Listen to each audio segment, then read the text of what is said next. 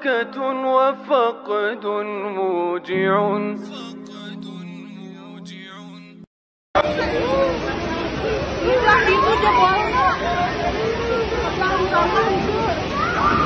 Itu motor.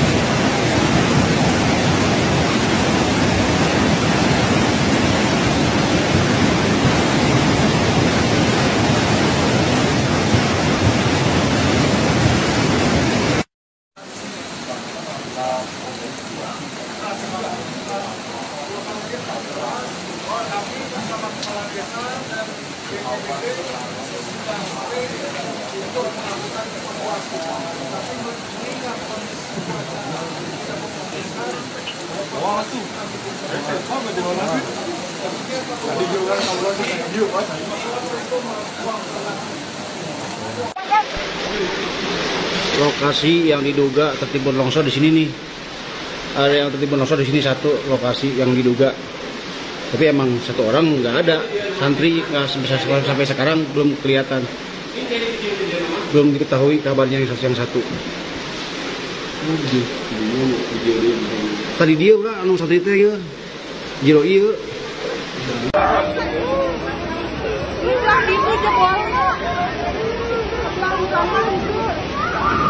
Itu motor.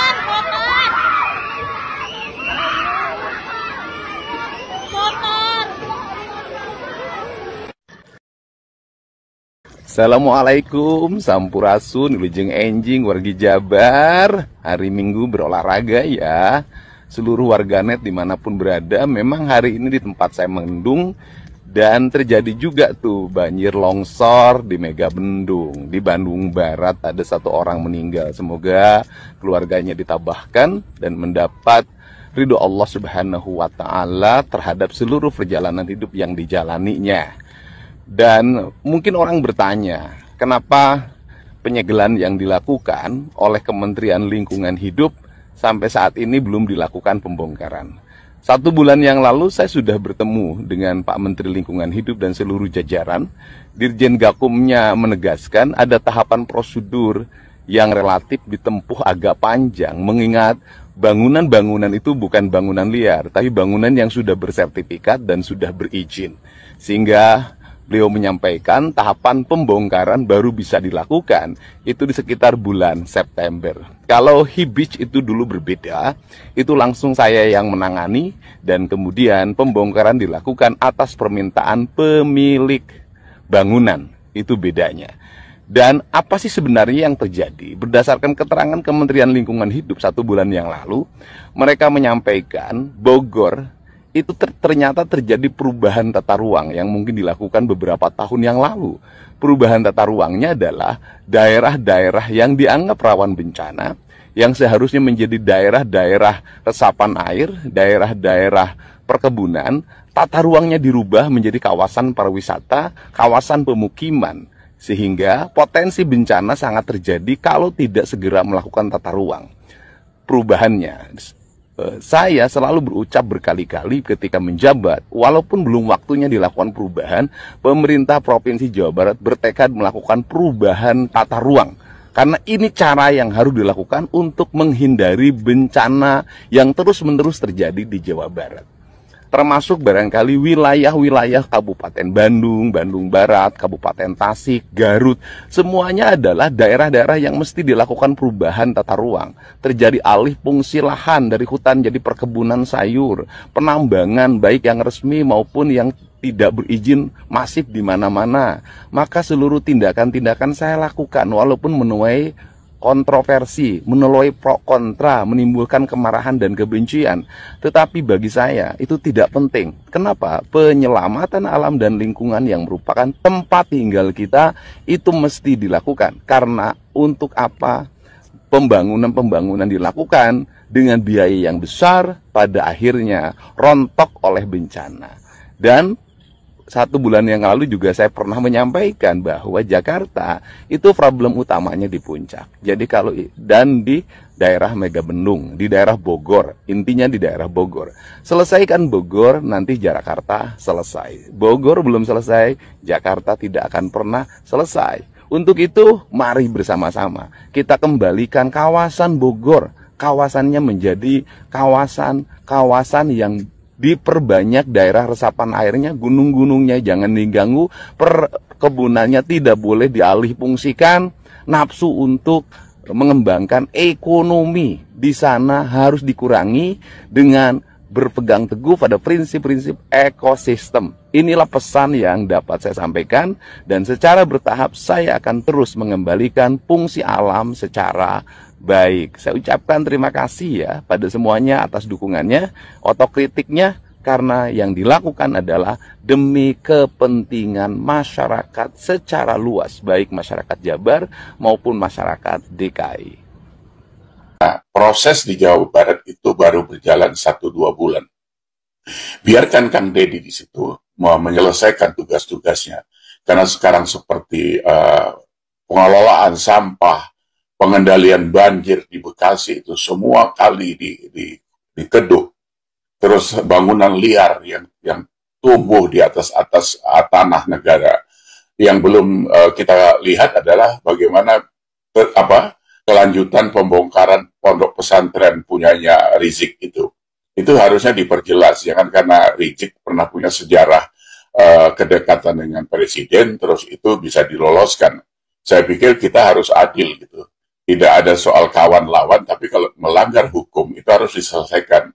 Jadi itu sebagai catatan bahwa pondok pesantrennya Rizik Syihab itu berdiri di atas tanah PTPN. Itu harus diselesaikan.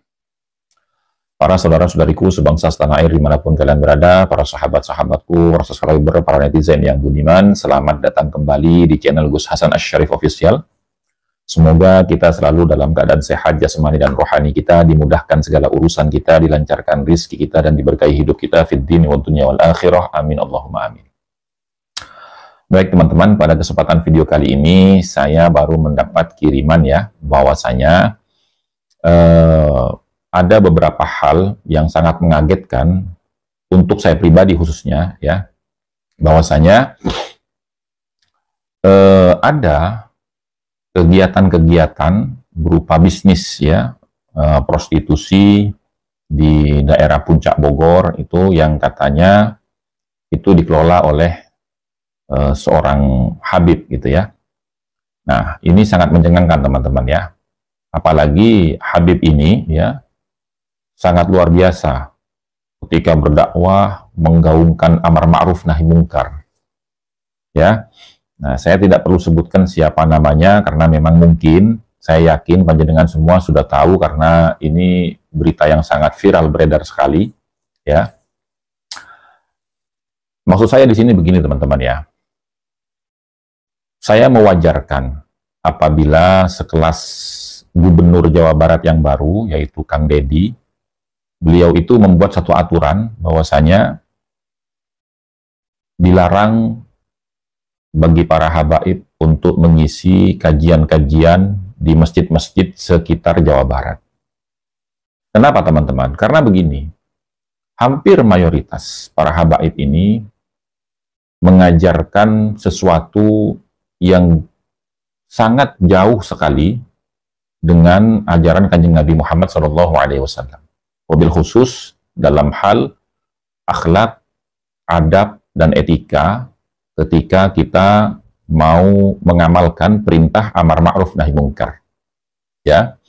Karena apa? Karena saya pribadi, mungkin panjenengan semua juga sering mendengar ketika mereka itu ya menghancurkan sebuah usaha yang menurut mereka ini bertentangan dengan syariat. Bahkan yang sering kita lihat itu ketika bulan puasa, dia mengobrak-ngabrik para pedagang yang berjualan di bulan puasa gitu kan. Ketika kita tanya, alasannya apa? Amar ma'ruf nahi mungkar. Bahkan ketika mengkritik pemerintah dengan cara mengkritik yang tidak berakhlak, tidak beretika, tidak menunjukkan penghormatan dan penghargaan kepada pemerintah kita, di mana umat Islam ini diajarkan untuk kita itu menghormati, menghargai pemerintah kita itu apapun bentuknya, selama mereka tidak memaksa kita untuk berbuat kemaksiatan. Nah, maksud saya begini teman-teman ya, amar ma'ruf nahi mungkar itu seperti apa? Ketika kita tanya kepada mereka, bahkan saya sendiri pernah bertanya teman-teman ya, dasarnya apa kamu berbuat amar ma'ruf nahi mungkar dengan cara yang anarkis seperti itu? Loh, kan jelas hadisnya, idza ra'a munkaran, idza ra'a minkumul munkar falyughayyir biyadihi. Kalau kamu melihat satu kemungkaran, maka rubahlah dengan tangan kamu. Fa illam yastati fa bilisani. Kalau nggak bisa, dengan lisan. Fa illam yastati fa biqalbi. Kalau nggak bisa juga, maka dengan hati. Wa dzalika ad'aful iman. Dan yang dengan hati itu adalah orang yang paling lemah imannya. Jadi kita nggak mau dianggap iman kita lemah. Jadi kita harus berani menggunakan tangan kita untuk memberantas kemungkaran. Nah, hal seperti ini teman-teman ya, ini kan salah di dalam memahami esensi atau pesan daripada hadis tersebut. Padahal kalau kita mau menelaah ya dari beberapa musyarrih hadis tersebut ya, bahwasanya idza ra'a minkumul munkar falyughayyir biyadihi. Fa illam yastati fa bilisani. Fa illam yastati fa biqalbi. Wa dzalika ad'aful iman. Ini maknanya apa? Ya. Falyughayyir biyadihi itu apabila orang Islam yang beriman itu memiliki kedudukan sebagai pemerintah, maka dia harus menggunakan kekuasaannya itu untuk memberantas kemungkaran yang ada. Kalau memang dia itu bukan orang yang memiliki kedudukan di pemerintahan, tidak memiliki otoritas kekuasaan, tapi dia bagian dari tokoh ulama, orang yang dipandang dan diterima pendapatnya, maka fabilisani. Rubahlah kemungkaran itu dengan apa? Dengan lisan. Dengan menyampaikan nasihat, mendakwahi, kan begitu. Fa'ilam yastati, fabiqalbi. Kalau memang dia itu tidak punya otoritas kekuasaan di pemerintahan, dia juga tidak punya kapasitas sebagai seorang ulama, seorang pendakwah atau seorang tokoh yang dipercaya oleh masyarakat dan didengarkan, dikagumi, ditaati oleh masyarakat, maka fabiqalbi. Ya. Berantaslah kemungkaran itu dengan ingkarnya hati kita, menghindar dari kemungkaran itu. Nah, wa dzalika ad'aful iman. Posisi orang Islam yang beriman yang tidak punya otoritas kekuasaan dalam pemerintahan dan bukan bagian dari tokoh masyarakat atau pendakwah atau ulama, inilah posisi paling lemahnya orang Islam. Bukan imannya yang lemah, teman-teman. Nah, kemudian kalau kita melihat ya, misalkan di dalam kitab Nasaihud Diniyah, bagaimana kita itu diajarkan untuk beramar ma'ruf nahi munkar? Al-amru bil ma'ruf la buddah birifkin walinin. Ya, amar ma'ruf nahi munkar itu harus diamalkan dengan cara yang sopan, santun, lemah lembut. Begitu teman-teman. Bukan dengan cara-cara seperti mereka. Nah, kemudian di dalam kitab Mafahim Yajibu Antus Sohah, karya daripada Abu Sayyid Muhammad Ibn Alwi Al-Maliki Al-Hasani, di situ pada muqaddimahnya beliau menceritakan bahwasanya ya, amar ma'ruf nahi munkar itu bukan dengan kekerasan, teman-teman. Berdasarkan apa? Berdasarkan perintah Allah. Ud'u ila sabili rabbika bil hikmah. Ya, ajaklah mereka itu kembali ke jalan Tuhanmu bil hikmah, dengan ilmu. Ilmu apa? Ilmu dakwah. Ilmu untuk menasehati mereka. Mana yang benar, mana yang salah. Mana yang baik, mana yang tidak. Mana yang mendatangkan maslahat, mana yang mendatangkan mudarat. Dan cara menyampaikannya bil mau'izatil hasanah. Dengan nasihat yang baik, lemah lembut, sopan santun, ya, sekiranya bisa menyentuh hatinya. Nah, kalau kita sudah melakukan itu, kok ternyata mereka membantah kita, malah mendebat kita, apa perintahnya? Wajadilhum billati hiya ahsan.